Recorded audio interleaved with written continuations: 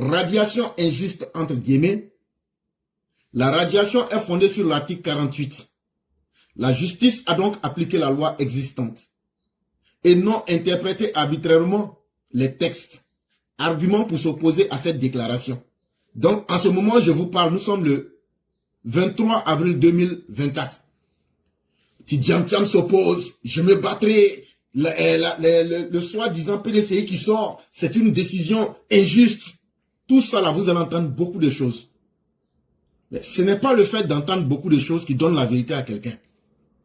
Si parler fort ou même crier pouvait donner la vérité, là, les Gors allaient prendre le pouvoir et les Gors allaient être capables même de s'imposer à Jésus-Christ même et écrire une nouvelle Bible. Donc, c'est pas beaucoup parler qui donne raison. Quel que soit ce que vous allez entendre, c'est une décision injuste, c'est une radiation inique, c'est une décision politique, c'est tout ce que vous voulez, tout ce que vous allez entendre là. Dites-leur qu'en Côte d'Ivoire là, il y a des lois et que la décision qui a été prise là, ils n'ont qu'à vous prouver que ça a été prise dans le vent, sur la base de rien. Quel que soit ce que quelqu'un va vous dire pour dire que cette décision a contesté là, dites-lui, est-ce que c'est de la Côte d'Ivoire on parle? Quand ils vont dire oui là, il faut lui demander, est-ce qu'en Côte d'Ivoire là, il n'y a pas un article qui s'appelle l'article 48? Quand il va dire oui, tu lui dis bon, est-ce que ça n'a jamais été appliqué à quelqu'un? S'il te dit, ça a été appliqué là, il faut lui demander, en quoi est-ce que Tidjam Thiam est mieux que ces personnes? Et que les juges qui ont appliqué cette loi le 22 avril 2025, ils ne se sont pas levés pour dire, bon, comment on va faire pour inventer quelque chose? Ils n'ont rien inventé de nouveau. Ils n'ont fait que prendre ce qui était là et qu'ils ont appliqué par hier et qu'ils ont appliqué aujourd'hui pour essayer de montrer que la loi existe. Et donc, il n'y a eu aucune interprétation arbitraire des textes. Maintenant, ceux qui veulent rentrer dans ce jeu avec vous, nous allons vous donner 4 niveaux de réflexion et 4 niveaux d'arguments pour essayer de les vaincre. Le premier niveau d'argument qu'il faut leur donner, c'est sur le plan juridique. Il faut leur expliquer que dans tous les pays du monde, là, le droit prime sur la volonté politique. Ça veut dire quoi? Ça veut dire, dans toute société humaine, là, pour faciliter même, là, on va leur dire, bon, comme c'est comme ça, là, est-ce que vous avez lu le contrat social de Rousseau? Ils vont dire non, parce que c'est des gens qui ne lisent pas, et donc qui ne se cultivent pas. On va leur expliquer en une phrase tout le roman du contrat social. Le contrat social se veut que, à partir du moment où l'humain, est devenu homo habilis, ça veut dire on a pu utiliser nos mains, et puis notre cerveau est devenu bien, et puis on peut vivre en société là. On doit donc être capable de se donner des lois. Et donc, quand on se donne des lois là, ça veut dire ce que Rahim Touré n'aime pas là, et puis ce que Mère Delphine Bouniat n'aime pas là, et puis ce que moi j'aime là, on essaie de mélanger pour trouver le juste milieu. C'est pourquoi une loi qui est à Zégo n'est pas la même chose. C'est un exemple que je prends. Hein. Une loi à Zégo ne peut pas être la même chose que à Iré, ne peut pas être la même chose qu'à Oumé, ne peut pas être la même chose qu'à Zaroko. Ou bien ne peut pas être la même chose qu'à Zikiso, ou bien à Divo, ou bien à Dukaku. Ça c'est nos villages d'Ida là que je suis en train de citer comme ça. Vous m'excusez. Mais on est tous d'Ida, mais on n'a pas les mêmes coutumes en fonction des lieux, des villages que je viens de citer. Parce que même là, déjà même la géographie même là, de tous les villages d'Ida que je viens de vous citer là, la géographie même s'impose à l'homme. Et donc là, ce qui peut être autorisé à Dukaku ne peut pas être autorisé à Zégo. Ce qui peut être autorisé à Kabwe ne peut pas être autorisé à Gogobro. Donc c'est comme ça aussi les hommes. Nous ne sommes pas les mêmes. Mais on nous demande de vivre en société ensemble. On fait comment? Donc là, on va se regarder et puis maintenant, on va essayer de faire la juste mesure des choses pour pouvoir vivre ensemble. C'est ce qu'on appelle le contrat social. Et le contrat social est basé d'abord sur le droit. Ça veut dire, on met des règles en place. Quand on met des règles en place là, qui que vous soyez, même si vous êtes politicien, le droit social est plus grand que vous. Or, en Côte d'Ivoire, les gens ont pensé que être politicien vous donnait plus de droits que le droit juridique de la Côte d'Ivoire, que le contrat social que les Ivoiriens ont accepté. C'est la fin, je dis bien, c'est la fin de cette imaginaire-là, de cet imaginaire-là, qui est aujourd'hui, qui était hier, si vous voulez. C'est fini. À travers cette loi, les gens vont comprendre que, donc être politicien là, ce n'est pas une immunité éternelle. Et que le droit, la volonté populaire, le droit, le contrat social, ça veut dire ce que chacun a décidé et puis on dit on va vivre avec ça là. La constitution et les textes qui nous sont donnés sont plus grands que chacun de nous. Donc expliquez-leur ça correctement dans votre français. Principe fondamental de l'état de droit, nul n'est au-dessus de la loi. Et dans tout ce que je viens de vous expliquer, expliquez-leur que la base même de toutes les lois dans tout le monde entier là, c'est que quelqu'un ne peut pas être plus grand que la loi. Tu as beau être fort comment. Je suis allé à la Polytechnique, j'ai fait ceci, j'ai 25 diplômes, je suis ceci. Moi j'ai 2 têtes, avec 5 pieds, avec 8 ventres, avec 3 oreilles, et puis 10 yeux là. Oui, à la fin de la journée, tu demeures un mortel. Tu demeures un simple humain. Tu demeures quelqu'un là. Tu manges. Quand tu finis de manger là, tes intestins vont t'amener au WC. Tu vas te déshabiller comme un ver de terre. Et puis tu vas chier. C'est ça. Et donc là, tu ne peux pas être plus fort que la loi. Tu ne peux pas être plus fort que la réalité. Et donc si on explique tout ça là, Alassane Ouattara et son régime là, ils ont un devoir de corriger la classe politique ivoirienne pour les générations à venir. J'aimerais que chacun retienne ceci. Nous ne sommes pas là pour vous faire le culte d'Alassane Ouattara. Mais nous sommes là pour vous dire que nous sommes en train de construire une nation. Et pour nous, dans notre tête, construire une nation, c'est être capable de casser les faux dieux qui étaient là. Les faux mythes qui étaient là. Je suis le petit-fils d'Oufoué ne peut pas être plus grand que le plan juridique et le droit que les Ivoiriens se sont donnés. Et c'est ce que cela vient de prouver aujourd'hui pour dire que nul n'est au-dessus de la loi. Et ça, c'est important. Ça peut paraître nouveau pour certains parce qu'on avait pendant trop longtemps été habitué au mal. Mais il est temps maintenant qu'on puisse essayer quelque chose d'autre. Sur une terre où les gens ne voulaient pas appliquer la loi, à partir du moment où on décide d'appliquer la loi, naturellement ça devient comme une nouvelle chose pour les gens. Mais il est temps que nous puissions donner aux générations à venir l'espoir que la terre de la Côte d'Ivoire, nul n'est au-dessus de la loi. Que vous soyez soi-disant petit-fils d'Oufoué, ou bien que vous soyez le plus diplômé, ou bien que vous soyez le plus intelligent. La loi ne réfléchit pas. La loi met tous les citoyens au même niveau. L'article 48 du Code de la nationalité ivoirienne stipule clairement que l'acquisition volontaire d'une nationalité étrangère entraîne la perte de la nationalité ivoirienne, sauf réintégration explicite par décret. Dans l'article 48, là, les choses sont très claires. À partir du moment où tu es majeur et qu'il n'y avait pas de contraintes, j'ai déjà expliqué ça plusieurs fois, il n'y a rien qui t'obligeait à prendre une nationalité étrangère. J'ai expliqué par exemple, quelqu'un peut perdre une nationalité à la suite d'un procès politique ou bien d'une situation. Quelqu'un peut perdre sa nationalité à cause de ses idées. Par exemple, moi je suis un libre penseur. Si ce n'est pas sous le régime du docteur Ouattara, ce que je fais actuellement, tout autre régime mettrait ma tête à prix. Et donc pour ces raisons-là, je peux m'exiler. Quand je m'exile, je serai un réfugié politique. Et quand je suis un réfugié politique, si je m'avais demandé un passeport, et on ne me donnera pas, ivoirien. Donc, le pays qui va m'accepter, si je respecte leurs conditions, ils vont m'accorder plus tard la possibilité de prendre les papiers de ce pays. Oui, j'ai pris les papiers de ce pays. C'est un exemple que je donne, parce que j'étais réfugié politique. Maintenant, le fait que j'étais réfugié politique là, c'est contre ma volonté. Parce que si je restais en Côte d'Ivoire, sous ce régime qui était violent, j'allais être. C'est un exemple que je prends, ce n'est pas moi-même, ça peut être tout le monde. Donc, le fait de prendre cette nationalité-là, c'est par obligation. Le jour qu'il y a un autre régime qui vient, comme le régime d'Alassane Ouattara, je peux abandonner cette nationalité et prouver que c'est par contrainte que j'ai eu à prendre cette nationalité-là parce que mes idées n'étaient pas acceptées. Et donc, l'article 48 est très clair. L'article 48 ne dit pas que toute personne qui prend la nationalité ivoirienne est exclue, se disqualifie lui-même. Le terme volontaire est très important. Acquisition volontaire d'une nationalité étrangère, c'est très important.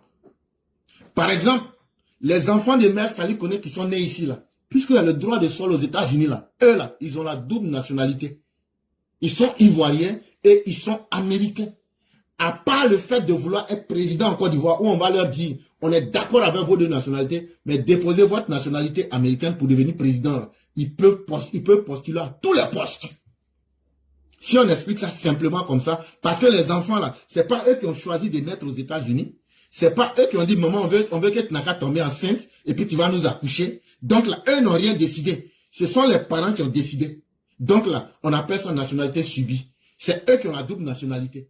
Sinon, un homme, toi qui es né en 1962 à Abidjan là-bas, tu te lèves à l'âge de 27 ans, en 1987, tu t'en vas devenir français, tu te promènes pour dire ça à tout le monde, et puis le lendemain tu viens, tu veux faire les gros bras, voilà ça maintenant devant toi. C'est ce qu'il faut expliquer clairement. Il a décidé volontairement, sans contrainte, d'abandonner la nationalité ivoirienne à l'âge de 27 ans, lorsqu'il était en France. Et donc, ce seul fait-là, puisqu'il était majeur, il avait 27 ans, le fait d'être majeur entraîne la perte automatique de la nationalité ivoirienne. Et donc, une fois que cela arrive, que tu as perdu la nationalité ivoirienne, dans ces conditions, que tu étais majeur et qu'il n'y avait pas de contraintes qui t'ont amené à changer de nationalité, si tu veux être réintégré, il faut faire une demande. Ça veut dire, tu te dénaturalises, ça veut dire tu abandonnes la nationalité française, et puis maintenant, tu fais une demande de réintégration dans la nationalité ivoirienne. C'est comme ça que les choses doivent se passer. Toute autre procédure est de la fraude. M. Thiam a été naturalisé français en 1987. Il a renoncé à la nationalité française en 2025. L'inscription sur la liste, ça c'était... Nous sommes encore dans les arguments juridiques. Dans les arguments juridiques, je vous ai parlé du droit. Le droit, j'ai expliqué ce que c'est. Le droit, c'est ce sur quoi tout le monde est tombé d'accord dans une communauté.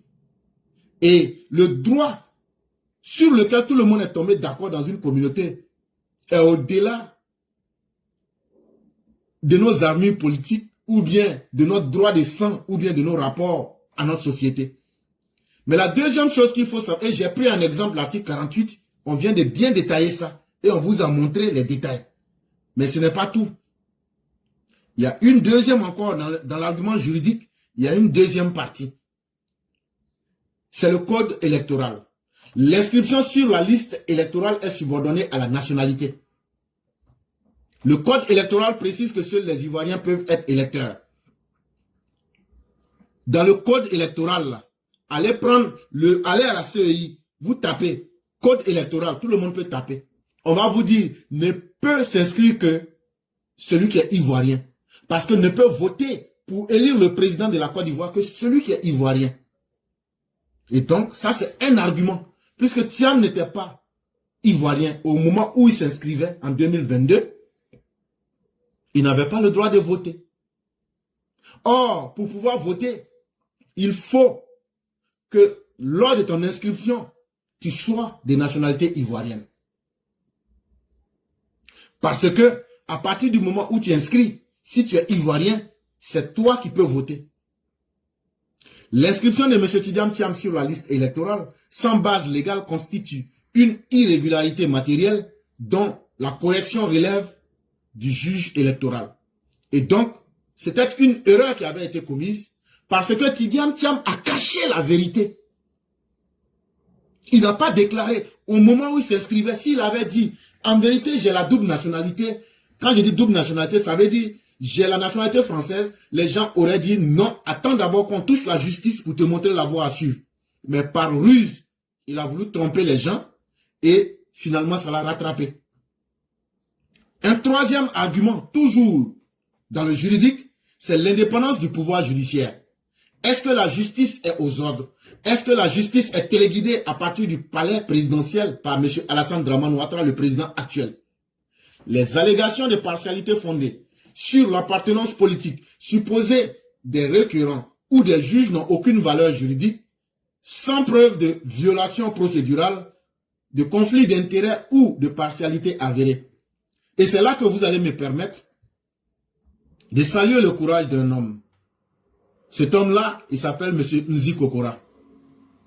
Parce que ce qui est vrai sera toujours vrai. Et notre volonté ne peut pas ternir la réalité.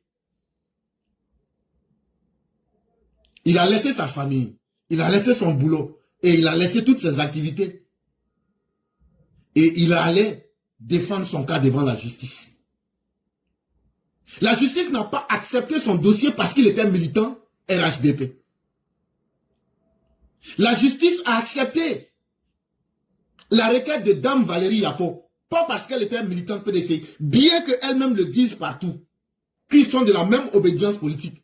Est-ce que donc la justice pouvait refuser les requêtes de M. Nzi Kokora parce qu'il est RDR? Parce que Kokora n'est pas RHDP. Kokora là, tu peux tout lui retirer là, mais il faut reconnaître, c'est un bon militant. En vérité, il faut le reconnaître. Et il a été ferme. Parce que quand tu regardes le sacrifice qu'il a fait dans leur pays, à l'ouest là-bas, là, et à l'est là, il fut des jours où il était seul. Ça là, on va tout dire, mais il faut reconnaître la vérité. Et donc c'est ce militant lambda qui s'est levé, qui est allé en Côte d'Ivoire, et qui dit, moi je suis venu déposer aussi pour moi. C'est vrai que nous tous on a déposé, hein, mais lui il a eu un courage. Il s'est déplacé. Peut-être pour nous autres, c'est le temps et puis, bon, d'autres choses. Mais au moins, là, c'est que quelqu'un a fait de mieux, là. Il faut être capable de le dire. Quand c'est mauvais, si c'était mauvais, là, j'allais le prendre par son nez et puis dire. Mais quand c'est bien aussi, là, ne pas être capable de le dire, là, c'est la pure hypocrisie.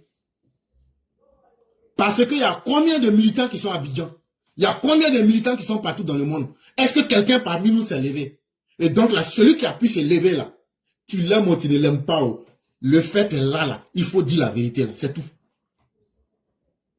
Le fait que ce monsieur s'est levé, il est allé, il a fait ce travail-là, c'est ce qui fait aujourd'hui que nous tous on est à l'aise. Parce que nous tous on a fait le travail d'une manière ou d'une autre, on a déposé. Mais celui qui a eu le courage d'aller, d'affronter et d'être au tribunal, là, il s'appelle Kokora Nzi. L'histoire, c'est ce que l'histoire aussi va retenir.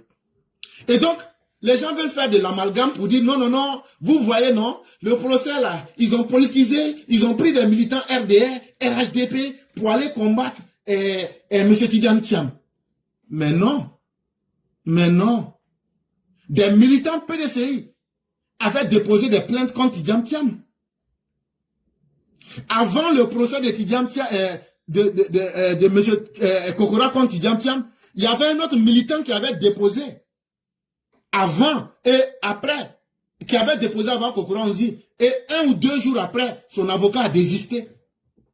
Et donc, la justice en Côte d'Ivoire ne regarde pas d'abord ta coloration politique avant de décider si on va accepter ce que tu demandes à la justice ou pas.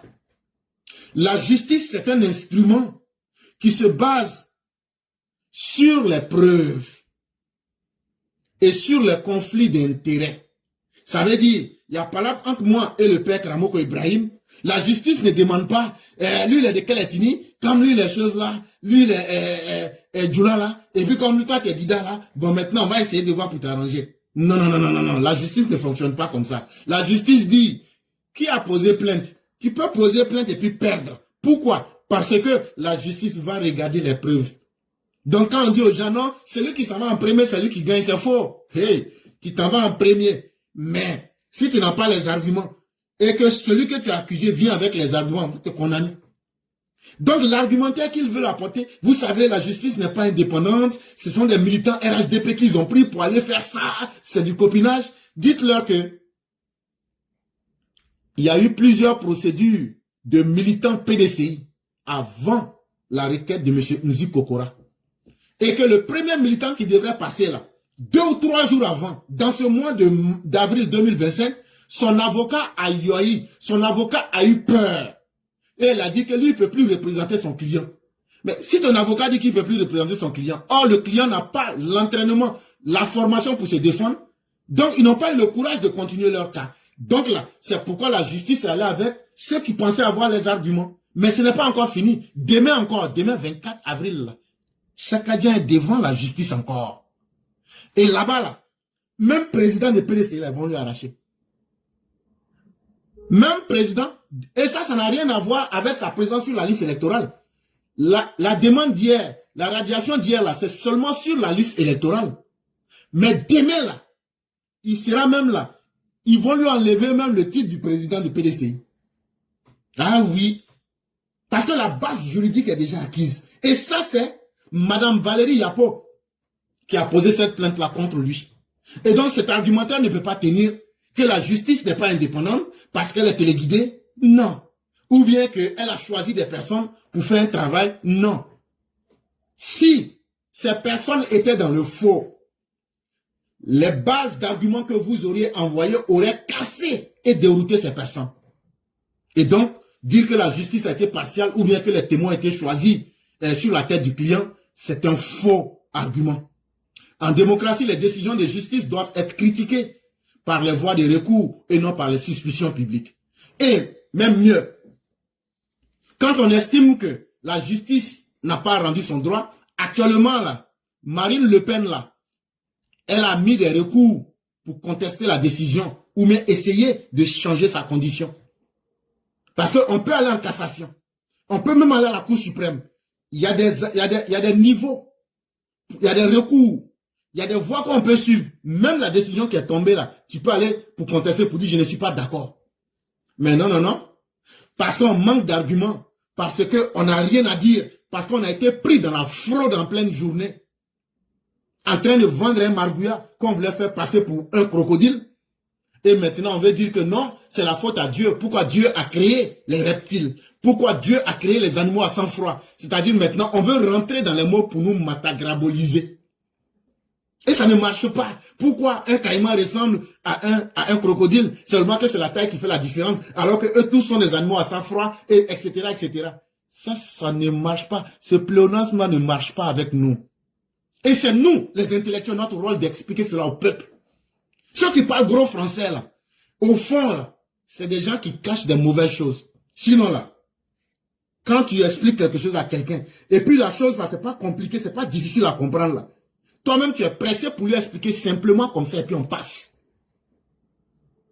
Mais si je veux vendre un margouillat à Slobodan, à Milosevic, et que mon intention, c'est de le convaincre, des Sénégalais qui prenaient des fois choses qu'ils disaient que c'était de l'or ou de l'argent blanc, qu'on appelait or blagué. Ils ont fait tout ça à nos parents en Côte d'Ivoire là-bas. Ils se promenaient, ils avaient des valises, des caisses là. Ils avaient des caisses en bois là, et puis il y avait carreaux devant là. Ils avaient que de la pacotille dedans et ils partaient dans les villages pour vendre ça à nos parents là-bas. Mais quand on t'attrape, celui qui ment là, c'est lui qui a beaucoup d'arguments à donner. Non, non, non, vous voyez, non, c'est petit margouillat qui est, ça là, c'est pas margouillat, hein, c'est crocodile. Mais en fait là, comme il est petit encore là, ça cause de ça, il est comme ça. Mais quand dans 10 ans, il va grandir là, et vous allez voir, en réalité là, vous voyez qu'ils ont la même forme, non? Ce sont des animaux à sang froid. Bon, les animaux à sang froid là, voilà comment eux vivent. Et c'est eux qu'on appelle les reptiles. Ce n'est pas tout ça qu'on a demandé. Oh. On dit, oh, est-ce que ça là, margouillat là, est-ce que c'est crocodile? La vraie réponse là, c'est non. Mais c'est celui qui ment, qui pense qu'il va tourner. Donc vous allez les voir, ils vont se lever. Wow, la décision n'est pas juste. Affiner sans soutien, c'est... Hey, vous n'effrayez personne. Vous n'effrayez personne. Et vous ne pouvez pas crier plus fort que 30 millions d'Ivoiriens. Et sur ce terrain-là, on vous attend. Et si vous êtes sûr de vos arguments-là, allez contester. Quand bien même que la décision est susceptible d'aucun recours. Ce que Tidjane Thiam peut faire là, c'est d'accepter qu'au prochain RLE, recensement sur la liste électorale, s'il va faire une demande de réintégration là, c'est là qu'il pourra s'inscrire. Sinon, s'il reste dans crier là, ça sera même résultat. Et puis actuellement, je peux vous dire, les gens du PPAC sont très contents. Parce que maintenant, Tidjane Thiam et eux viennent d'avoir le même destin. Et ils sont très contents. Mais c'est là aussi que va naître aussi l'opposition ivoirienne, son plus grand problème. Parce que maintenant, ils n'auront d'autre choix. Puisqu'ils n'ont pas les arguments juridiques, ils n'ont pas les arguments politiques, ils n'ont pas la crédibilité politique. Ils vont être poussés et tentés à tomber dans la violence. Mais tout ce que je peux dire, je ne vais même plus perdre mon temps.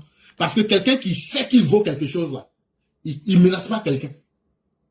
Si vous voulez découvrir la capacité de nocivité du président Alassane Ouattara, je ne dis pas la Côte d'Ivoire. Si vous voulez découvrir combien de fois le président Ouattara peut être nocif, hey, c'est que je peux vous dire, le pays qui va tirer une balle, si ça traverse nos frontières pour rentrer, que ce soit le Mali, le Burkina ou bien les pays qui sont à côté là, hey, la discussion ne sera plus. Ils ont attaqué la Côte d'Ivoire, nous nous sommes défendus. Pour une fois là, on va rentrer dans vos territoires, annexer une partie. Ce que je dis, beaucoup peuvent penser que je m'amuse, mais je sais de quoi je parle. Et ce que je dis là, faites beaucoup attention.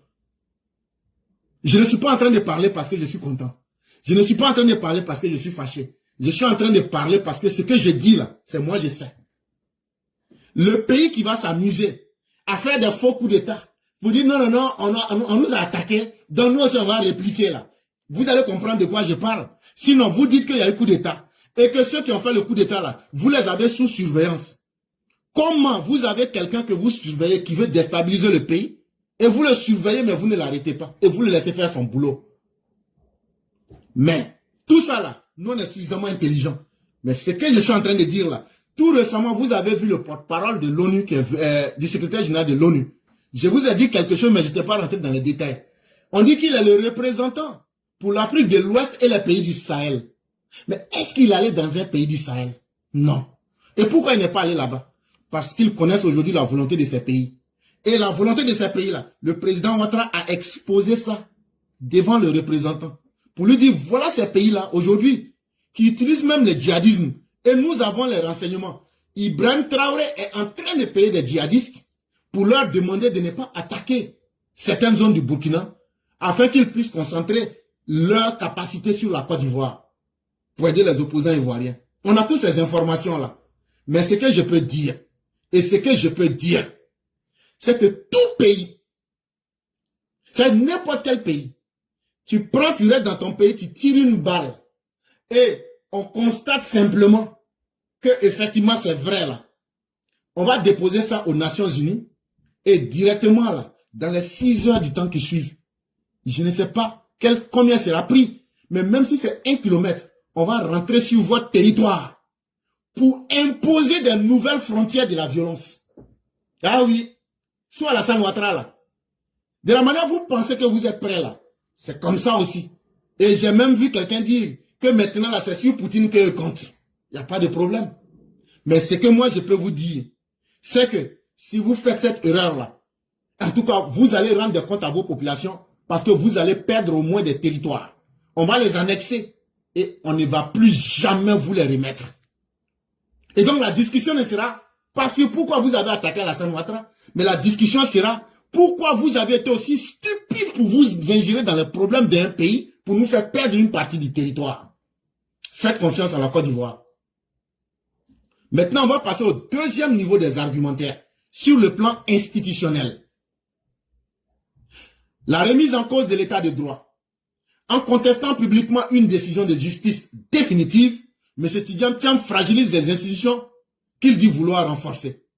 L'appel à la non-acceptation d'une décision de justice s'apparente à une forme de désobéissance institutionnelle préjudiciable à la stabilité. Vous les voyez gueuler, crier, il n'y a pas de problème. Ils disent qu'ils ne sont pas d'accord avec la justice parce qu'elle ne leur a pas été favorable. Ça, c'est leur problème, c'est leur droit de le faire. Mais Tidjane Thiam n'est pas à ses débuts.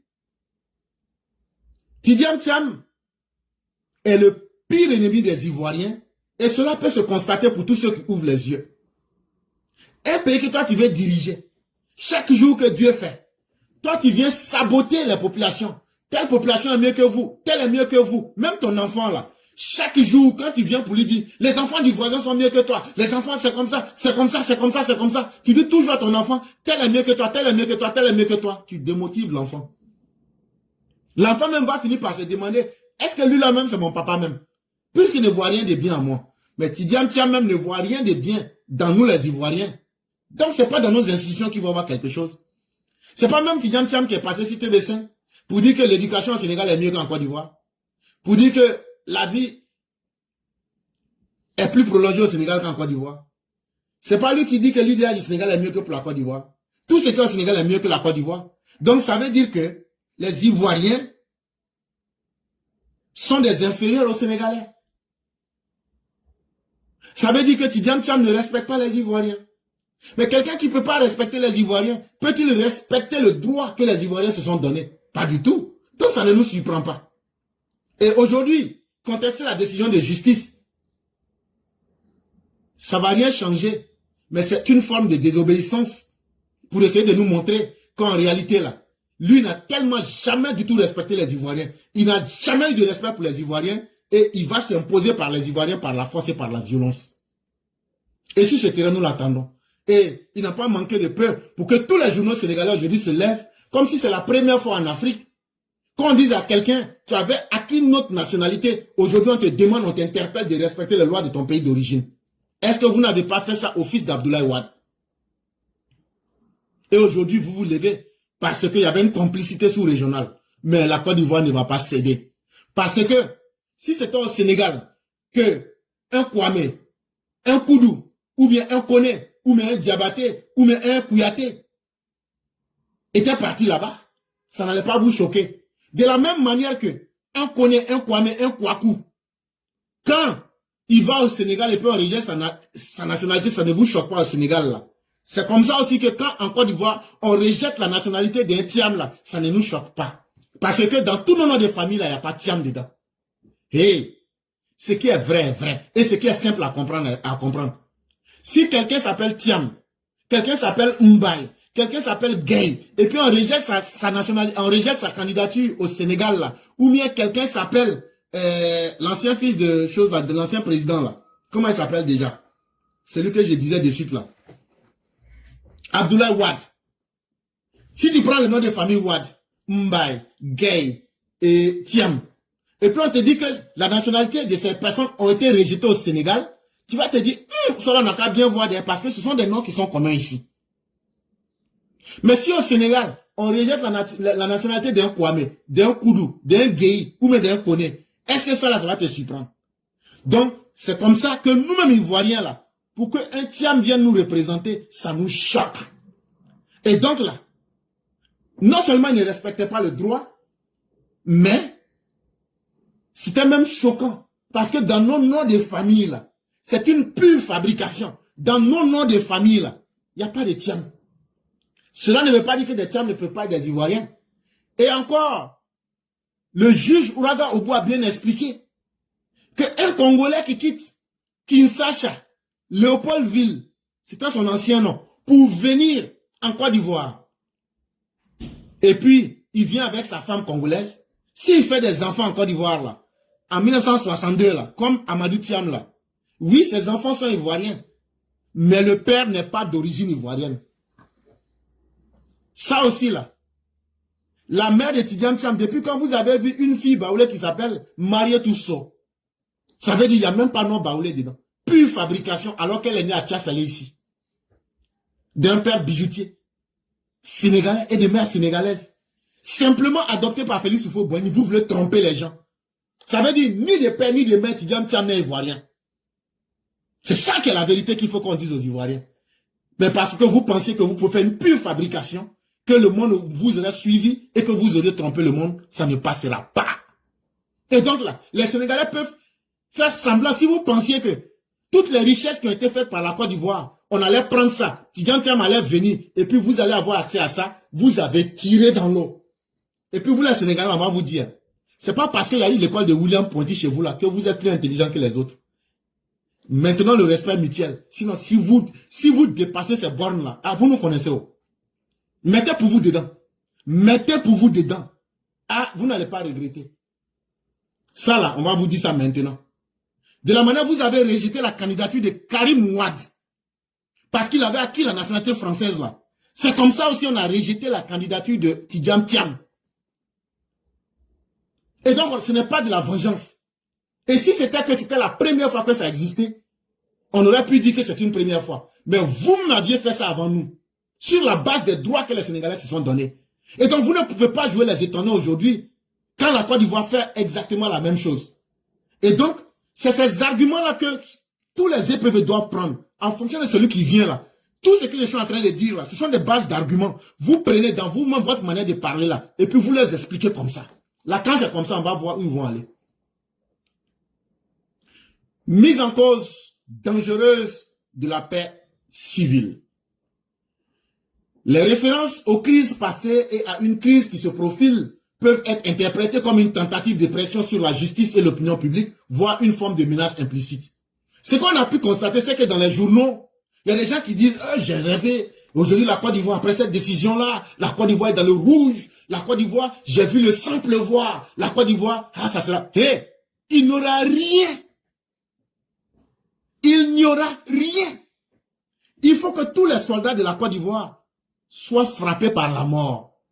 Il faut que tous les militants du docteur président Ouattara soient frappés par la mort. Hey, vous pensez que vous allez crier tout là? Le président et la Côte d'Ivoire et les Ivoiriens sont dans leurs droits. Cette décision qui a été prise là, ça plaît à des millions de personnes. C'est ces millions de personnes là qu'il va falloir aussi affronter, au-delà de l'armée et du pouvoir. Donc vous pensez que nous on est là, on va croiser les bras? Ah non, vous savez, il y a eu trop de crises en Côte d'Ivoire, c'était comme ça. Mais justement, c'est parce qu'on n'appliquait pas le droit que les gens ont fini par croire que ils pouvaient toujours utiliser cette pression-là pour commettre des mauvais actes pour toujours s'imposer à la population. On dit, on va mettre fin à ça maintenant. On va montrer aux politiciens que vous n'êtes pas au-dessus de la loi. Dans les crises qui se sont passées là, on n'a pas trouvé ceux qui ont fait les crimes, non? Et après, vous prenez ça comme du chantage, non? Et vous allez, il y aura des choses, c'est que vous savez qui va se passer, qui se profile à l'horizon là. Même si c'est la fin du monde, là, ça n'a qu'à venir. Est-ce que vous-même ne serez pas dedans? Et crise que vous voyez à l'horizon là, pays qui va brûler là, ça n'a qu'à se faire. C'est nous tous, nos parents, qui seront brûlés dedans. On est prêt pour ça. Oui, on est prêt pour ça. J'ai dit, c'est que vous prophétisez là, vous-même là, dans votre prophétie là, il y a une grosse erreur. C'est que vos démons qui vous font des prophéties là, ils ne vous disent pas que vous serez épargnés. Ils ne vous disent pas que ceux que vous voulez attaquer là, eux vont croiser les bras. Et ils sont tellement indignes qu'ils ne vont même pas réagir. Et c'est là, vos prophéties vous trompent gravement. Parce qu'ils ne vous disent pas quelle est la réaction des autres. Tu provoques toujours quelqu'un. Tu provoques toujours quelqu'un. Comme la personne ne dit rien là, tu finis par te convaincre que la personne est inoffensive, amorphe. Mais ce que vous ne savez pas là, c'est que nous aussi là, on est tellement prêts aujourd'hui. Tout le mal que vous aviez fait subir aux Ivoiriens, on est tellement prêts à en découdre avec vous. Donc votre coup d'état que vous avez préparé le 26 là, n'essayez même pas. Et le soi-disant député qui veut aller se réunir, parce que Soro Guillaume l'a envoyé depuis un certain temps pour essayer de galvaniser les gens, soi-disant qu'il est en train de faire la promotion de son parti. J'ai dit à ce soi-disant député là de faire très attention. Si lui-même il ne sait pas dans quoi il est là, nous on sait. Et donc là, il n'a qu'à continuer. Mais quand il sort pour dire qu'on va te tuer, on va lever ton immunité. Mais tu as fait quoi? Quand tu t'attaques aux institutions et que tu as pris la main dans le sac, mais ton immunité, ça saute. Laurent Gbagbo avait une immunité, mais parce qu'il se comportait comme un brigand, il a été tiré du trou comme un rat et puis jeté en prison. Ça là, tu ne peux pas menacer la vie des Ivoiriens, soit disant que tu es député et puis on va te laisser. Donc là, c'est que vous êtes dedans depuis au moins un mois. Tu te promènes pour galvaniser les gens, pour chercher des gens. On t'attend le 26 à l'aéroport là-bas. Mais ce que tu es dedans là, on connaît. Et donc là, tout ce que vous allez dire là, tous ceux qui vont sortir pour dire la paix est menacée, ils vont venir sur plusieurs stratégies, sur les sentiments, on est tous Ivoiriens, il y a eu la crise, on ne veut plus que ça existe. Bon, nous-mêmes on veut qu'il y ait crise. Oui, oui, dites-leur, soyez directs. Oui, nous-mêmes on veut qu'il y ait crise. La crise qui va venir là, on va tout nettoyer. Parce que ce n'est pas vous qui pouvez avoir toujours raison sur tous les Ivoiriens. Ce n'est pas vous qui pouvez bénéficier toujours des avantages et les autres, la majorité des Ivoiriens va toujours perdre. Maintenant là, on va appliquer le droit pur et dur. Puisque depuis 1960, on ne fait qu'appliquer l'injustice. Maintenant, on n'a qu'à faire une nouvelle chose et puis on va voir si ça va nous conduire. Si c'est appliquer les droits qui vont nous conduire dans les chaos là, mais on sera le peuple le plus heureux. Parce qu'on dira, en voulant appliquer le droit sur une terre qui n'a jamais voulu appliquer le droit, on s'est retrouvé en enfer et Dieu lui-même ne pourra pas nous juger pour cela. Et nous sommes prêts pour cela. Donc là, laissez les peuples crier, la paix civile est en danger, nous voyons des crises qui se profilent à l'horizon, est-ce que vous ne pensez pas aux 3000 morts, est-ce que vous ne pensez pas au temps de Gbagbo, est-ce que ceci, est-ce que c'est cela? L'état actuel là est dirigé par un homme fort. Le gouvernement actuel là est dirigé par un homme fort. Alassane Ouattara là, je vous le dis, c'est plus de 200 attaques repoussées entre 2011 et 2015. Alassane Ouattara, c'est plus de 38 tentatives de coup d'État déjouées. 4 attentats terroristes qui ont été maîtrisés. S'il vous plaît. Laurent Gbagbo n'a eu qu'une seule tentative de coup d'État. Il a fait sombrer le pays. Il a même fallu qu'il appelle la France pour l'aider. Or, à partir de 2012, nous on a dit à toutes les forces que nous pouvons nous assumer. Et on est là. Et on vous attend. Et on vous attend. Tous ceux qui ont quelque chose qui peuvent prouver là, il ne faudrait pas que les militants du RDR, RHDP se laissent impressionner par quelqu'un, ni par les sentiments, ni par la ruse. Non, il faut qu'on aille à la paix, on est tous des Ivoiriens. Oui, on est tous des Ivoiriens, mais est-ce que tous les Ivoiriens respectent la loi? Soyez très fermes pour les canaliser. Demandez, est-ce que tous les Ivoiriens respectent la loi? Bon, les Ivoiriens qui ne respectent pas la loi, là, est-ce qu'ils doivent subir la rigueur de la loi ou pas? S'il te dit non, là maintenant, lui-même il s'expose à tout le monde. Mais s'il te dit oui, il faut lui dire, est-ce que tu tiens à respecter la loi? S'il te dit non, il faut lui dire, même s'il est le petit, même s'il veut les Nakaït, même le père de Félix Houphouët-Boigny. Maintenant, là, il y a une nouvelle Côte d'Ivoire. Ce n'est pas dirigé par Bédié, ce n'est pas dirigé par Oufou, ce n'est pas dirigé par Babo. La Côte d'Ivoire de la complaisance est terminée. Alassane Ouattara, là, lui, il s'est dit, quand je ne serai plus là, comment les gens vont me juger? C'est un homme d'État qui gère le pays. Un homme qui est en train de construire pour les générations à venir et qui veut que l'avenir le juge et non les humains. Et donc, il n'est pas dans les sentiments. Et quand ça, c'est bien compris, on avance. On va venir maintenant sur le plan politique. Sur le plan politique, qui est le troisième niveau des argumentaires, ils vont rentrer dans la fantasmagorie, dans le sophisme, pour essayer de prendre des mots pour vous tromper. Hé, dites-le, nous on n'est pas allé loin à l'école, hein. Mais l'école que nous on a fait là, ça nous sert tellement dans nos vies, qu'on n'a pas eu besoin de faire polytechnique, on n'a pas eu besoin d'être docteur, on n'a pas eu besoin d'être, d'aller avoir des grands diplômes, hein. Mais on sait, nous on a appris l'école de la vie. Tidjam Tiam là, si vous voulez la dire qu'il a tout, hein, mais il n'a pas l'éducation de la vie. C'est l'éducation de la vie, là, être capable d'affronter la difficulté, là, il n'a pas ça. C'est un tricheur, c'est un fraudeur, et qui a toujours eu les choses cadeaux. Or, nous, qui avions été forgés par l'école de la vie, c'est vrai que nous, là, notre diplôme, là, c'est notre extrait de naissance. Mais j'ai dit à nos militants, ne soyez pas complexés. Ne soyez pas complexés. Les arguments qu'on vous donne, là, prenez ça dans votre manière, et puis arrangez ça, et puis donnez-leur. Et s'ils vous disent qu'ils ne sont pas d'accord, là, dites que votre grand maître est là. Que si tu n'es pas content là, il faut appeler tes docteurs là. Je vais les fesser comme de la manière j'ai fessé Boga Sako. Boga Sako là, même dans 10 000 ans, si on lui dit il y a débat, il faut venir. Si on dit le nom éclaireur là, il ne va plus jamais venir encore. Voilà. Donc là, ne soyez plus frustrés, chers parents, quand on dit que vous n'êtes pas là à l'école. Dites, mais nos enfants sont là à l'école et nos enfants sont en train de vous têter tous les jours. Exemple Alassane Ouattara, exemple éclaireur pro-vérité, exemple les élèves de la classe et autres. Et tous nos frères qui sont sur TikTok et sur la plateforme, bien que nous ne soyons pas allés à l'école, mais on vous tête dans tous les sens. Vous pensez que vous étiez plus politiciens que nous. Et regardez comment on vient de prendre Tidjam Tiam dans sa propre colle. Regardez comment on vient de prendre Laurent Gbagbo. C'est ça on appelle des gens qui ont l'expérience de la vie. Et tout ce qui a été fait, ça n'a pas été fait sur la base de l'injustice. Donc sur le plan politique, ils vont venir essayer de vous mentir, de tourner. Vous savez, la légitimité... Et c'est quelque chose d'autre, la légalité. Quand ils vont rentrer dans tout ça, là, il faut leur dire, tout ce que tu as dit là, tonton, on a compris. Hein. Mais la légitimité politique, là, ne prime pas sur la légalité. Ah oui, oui. C'est quoi la légitimité? La légitimité, ou bien, quelque chose, quand on dit quelque chose est légitime, là, c'est quelque chose que la loi permet. Et là, vous allez peut-être m'excuser, hein, mais je vais choquer un peu. La loi permet, la loi admet le mariage. On est tous d'accord. Mais est-ce que la loi permet que tu maries toi-même ta fille? Est-ce que la loi, le mariage est légitime? Quand tu es pubère, ton corps t'impose des demandes. Tu dois te marier. C'est légitime.